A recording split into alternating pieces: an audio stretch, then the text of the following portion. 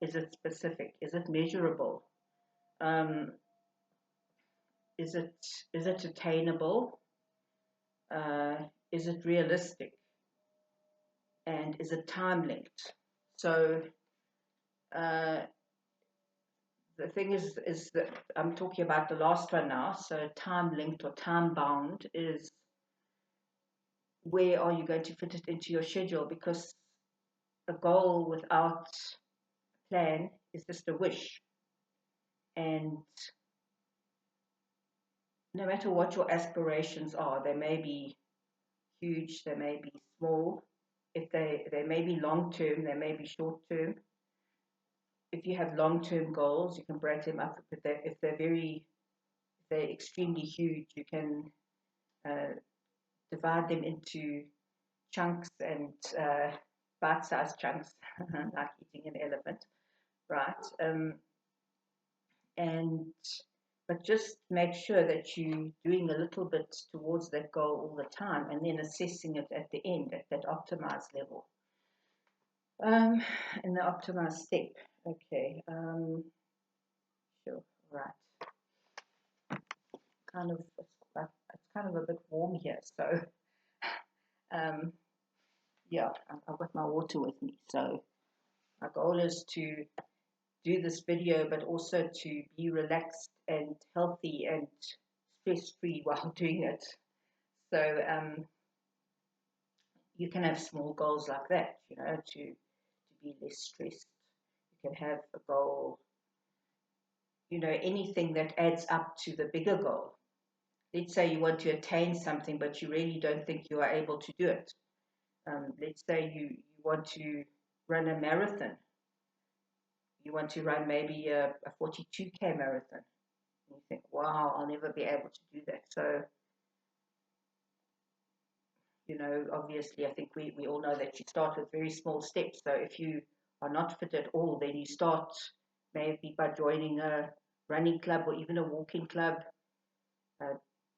going there regularly, building it up to a certain time per kilometer or mile or whatever your measurement is, and then improving on that. And then by the time you get to your higher levels, let's say you want to do, you've passed through all the marathons, you've done a 5K marathon, you've done a 10K marathon. 10K is kilometers, by the way. Okay, so, and then you've done maybe a 15K one, maybe a 21, but by the time you get to the 21K, you would need a bit of instruction on that, because your nutrition needs to be more optimized. There are other areas where you need to set goals as well. So the larger the goal, the more smaller goals you will have to have. And the idea is that the goal actually comes from a habit, because if you're in a habit of maybe drinking too much coffee or eating a lot of junk food, or you need to change your diet before you can even go for the larger goals. And it's not only in the world of sports, it's also in business. If you want to accomplish something great, or accomplish something, or improve your skill set in certain areas, like maybe, for example, I might want to improve my writing skill sets. I need to put in the effort and the time and the actual I need to be conscientious about it and learn a lot more, because why I'm not winning competitions that other people are winning is because they put in a lot of work into their writing. So if you want to, it depends on if you're in it depends on actually what you want to do. If you in a competitive mode and you want to compete with others, maybe that's not the best goal to have. The thing is that there'll always be someone better than you, and if you're competing with someone else, it can get very stressful. But it's just to, like any Olympic athlete will tell you, any Olympic participant will tell you, that to improve to actually get to where you want to get, is to improve your personal time, do your personal best. And if there's someone better, then there's someone better, but you've got more chance focusing on yourself and your skills, and not looking at what others are doing, because that can be a real killer. Is if you have a goal, also if you have a personal goal, maybe sometimes it's a good idea not to tell everyone else about your personal goal, because there can be people who maybe detract you from that goal or put you off because they wouldn't do what you do, or they couldn't see themselves do that. So they say, oh, you can't do that, because they can't do it and they want to keep you at their level. So sometimes it's also a good idea to keep your goals to yourself and just gradually work towards accomplishing them. So this has to do with moving forward in your life and on your timeline and creating your own future. Because if you just sit there with no goals or no aspirations, then someone is going to take over and create it for you, or you're going to be maybe working for them. Or sometimes it is an idea to work for people. Of course, particularly when you're younger, it's an idea to even at my age probably, to humble yourself and learn new things from people who know a lot more than you do. Uh, and that's actually how you learn, is through being humble, because trying to do everything yourself and thinking you're already the greatest is not going to get you very far on your to your greater aspirations. It's also you need to have other skills, like uh, being able to work with people, being able to, because people skills are very important, and that's another aspect I'm going to chat about in another video. Um, so okay, so the LASSO system is the list, assess, set, goal, schedule, optimize. And the goal setting part was it was usually done when we had a full day course, full day workshop with a company. We would go and have a lovely lunch after the last section, where we were thinking about all our assessments and all that, and then coming back after that, it would be what they called the graveyard shift. So when we were trying to set goals, it wasn't really a time that we could set goals, because we were tired after lunch. We just wanted to sleep. So I think that in setting goals, it won't immediately spring to mind, particularly if you're in a course like that. It takes time to work through, to really know, and also trust your intuition about things. Trust how you feel about things. Do you really enjoy doing something? If you're not an athlete and you don't enjoy running, you prefer to do walking or cycling or swimming or any other form of exercise, maybe gym, something like that, whatever floats your boat. You rather go for what you enjoy doing. Um, Although, I suppose, having said that, um, there are some things that you might do it for other reasons than enjoyment. Um, I'm just thinking of the book that I read by Andre Agassi, which was called Open, and he said he hated tennis, but yet he's one of the best tennis players. Well, he was the world champion in tennis, because his father, did that for his father. So obviously, it was bad that his father forced him to do that, but it actually gave him a good lifestyle eventually. So you know, it's not always about enjoyment. It's sometimes for other reasons that you will do things. So he must have, I think his reason was because he didn't want to let his father down. But whatever his reason was, it worked for him. So whatever is working for you, just keep doing it. But also take your own personal, your life balance, your whole life work. What do they call it nowadays? We used to call it work-life balance.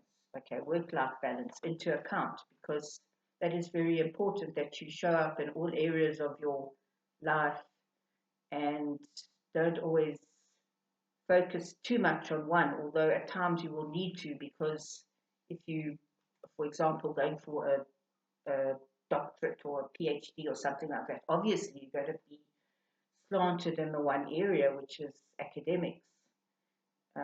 Or if you're going for the running, same thing. You know, you're going to do a lot of sports, and you probably go to whatever you do, you probably will lose some friendships of people that are not like-minded unless they understand what you're doing. You get some very good friends like that too. So this is all about also, it also ties into having agency, owning your life. Yeah, I actually, my goal is to get a proper lighting on my videos, but please bear with me at the moment because I'm really trying. One day I'm going to do this. So this video is a goal for me as well, to keep doing this series, because I have trained face-to-face, person-to-person, and in the physical environment. But I'm learning a lot about video. So it also just shows you that you can, whatever you want to do in your life, whatever stage of life you're at, you can always take up something new and learn something new. And that's what's so fascinating about it. And that's what keeps you going, and actually, should I say, keeps you thinking younger. So the name of my book was How to Catch Time Before It Catches You. And it's still on Amazon, and it's been part of the Kindle, where what do they call it, the loyalty program that you can actually get it on Kindle for very little, like $1 or less. So How to Catch Time Before It Catches You.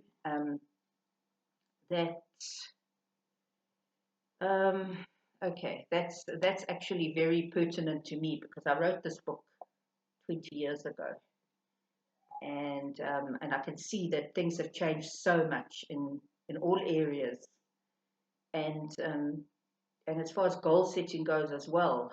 But that still is a thing. You need to have your goals and aspirations in life, because a lot of people are sitting there and complaining about the government and complaining about outside forces, external forces that you can do nothing about. You just have to, this is another reason to build the resilience and to build the individuation, to combat all that outside stuff from within. And it's really not about managing time, it's about managing yourself within the time that you have in your life. So, how to catch time before it catches you. Yes. So, with the LASSO, that's how they catch the cattle. That's my take on it. Okay, so